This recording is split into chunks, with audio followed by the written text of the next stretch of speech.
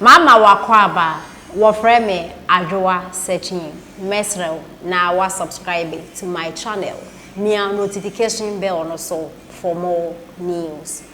Ebusiafo Prince David Osei actor or Gollywood actor ene ebana acting mu a Prince ebono modern ye papa manfo bebre na epene acting na ebusiafo oyobi a udi politics echi anase 2024 abato no oduwani edi echi a obehu se Prince ena celebrities in Kanibi obiti se Bibi Bright mo omuyina omoye campaign dema NPP amayoku no efia Schwarzenegger muyina eka ho bebre na botaya omode ye campaign ema NPP amayoku ne se free SHS na aba no eboa Ghana youth no eboa ehiafo mba woni sika wode womba ko school titiro pa eni sebio injankafo mofra wo Ghana ha ayene omuko free SHS and they udu street so a yes PK yes pay water utimu se mpanifuna na eton youth ni bebre eco school free SHS 19 no celebrities ni bebre say NPP amayoko no de free SHS abaye his excellency na nadan kokufo na se Ghana fo emofra enya ho eyemfa so de a on be campaign e de ama NPP amayoko no na Prince David Osei nansen obema comment bi a o kire say breaking the 18 de obe support NPP for now omwe breaking 18 ne be ka say bia Prince eye NPP ni anase party a abaso a ebo man Ghana na e support e bia NDC amayoko no so baso no de policy bia eye good ba obe support eno so nti yentimi ka say Prince eye NPP anase NDC na ebusuafo Prince or the BB at the Instagram page. I am so Ghana food be a comadrin at the actual man penda da John Dramani Mahama, our more HRS.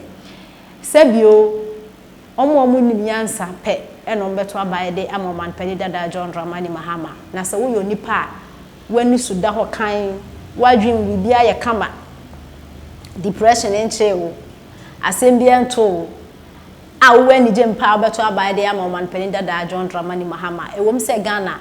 Bibia ayedin nye Ghana enkwan ewiase afane nyina nti se wugina so na dokoto aba mama penda da John Dramani Mahama na che se wunimo left from right wunimo right from left because on penda da John Dramani Mahama ene dey over 1 million votes etu ni fi Ghana nti ade na se yakofa ne ba na ebusuafo den sem na Prince e de koto ni page nam so Ghana fo bia kekomadwen e de actual man penda da John Dramani Mahama ora Koku anyidowu na oye NDC ni eni abra o mapenda da wanya ne baby kwa Tamils etiase no ne na ne koba na Tamils efri me no ye ni media aba ura koku anyidowu o kire se NDC fu adi nani a mo peso mo pam ne efi party ni mu so no de o fi party ni mu nde anase o kina ogina NDC pia no kra o na se koku anyidowu ekekensem one ura Lotte Jacobs Central Regional chairman former oya former na just na nsema nsema kaka yesem peto akra on kokwan yido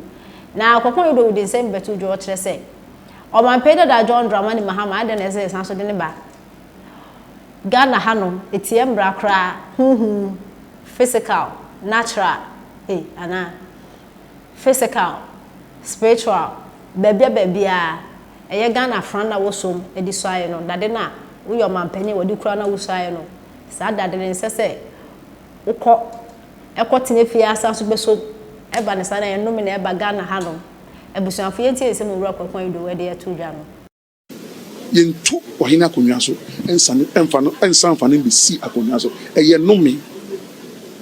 Another one spiritually is that this sword that we hold, that the presidents hold to swear the oath of office, Pastor, spiritually you can hold it only twice.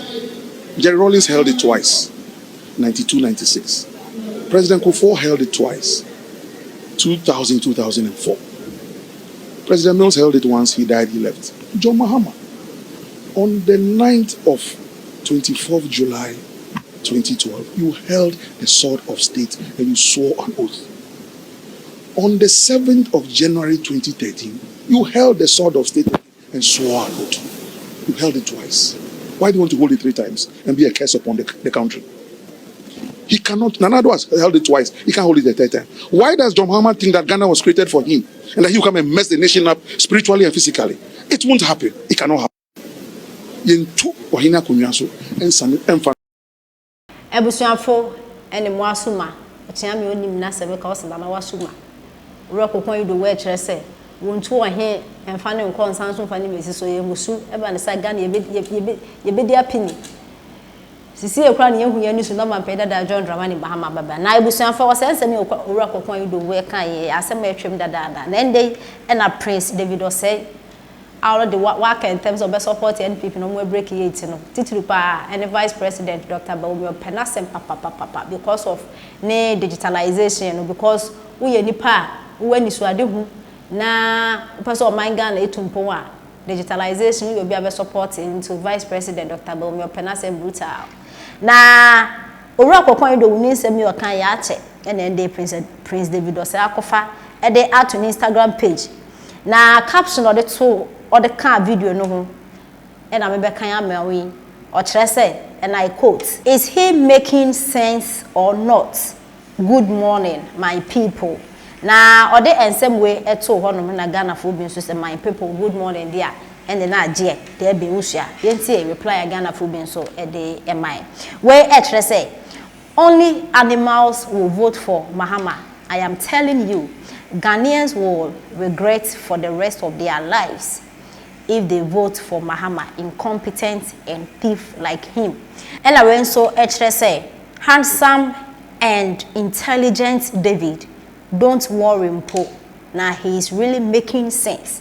Who is in his right senses will vote for Mahama. And so no, and the reply, a man for the Bible brain, na we name it.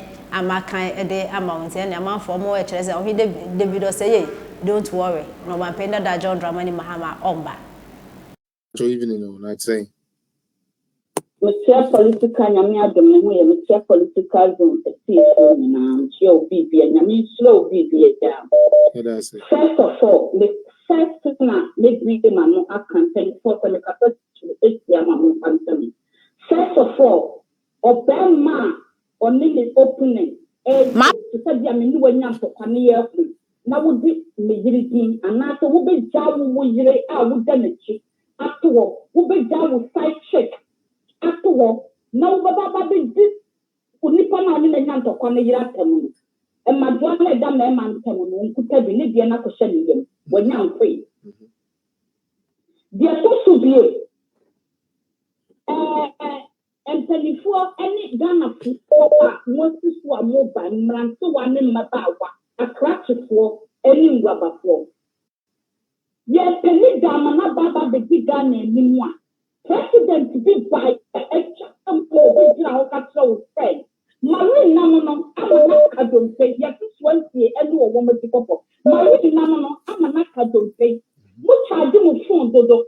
Munko real na munko trust them from good na kwa na munko mo mo ya adenchi ye to to be munko na munko fa mo ba mungo bo na munko fanya den enko dina enfa mu trip ni enko ton na mo benya sika dia ye edi Ghana fo mutumi twa ba we makapa wo ya ne ma mu say ye Ghana fo ya famo ni ade when you're 2 weeks, because for what you bring more now I hope it's not.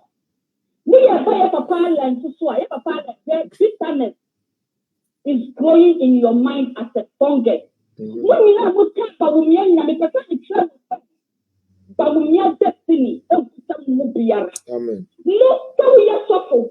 So we need part who spiritual would everything you are doing under Bawumia.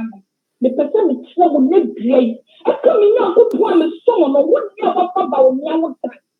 The person is trouble say Bawumia destiny and number destiny. On the next and the Kuta Bawumia destiny. So you Mr. Bawumia Baba your president and I know and you're gonna be the point.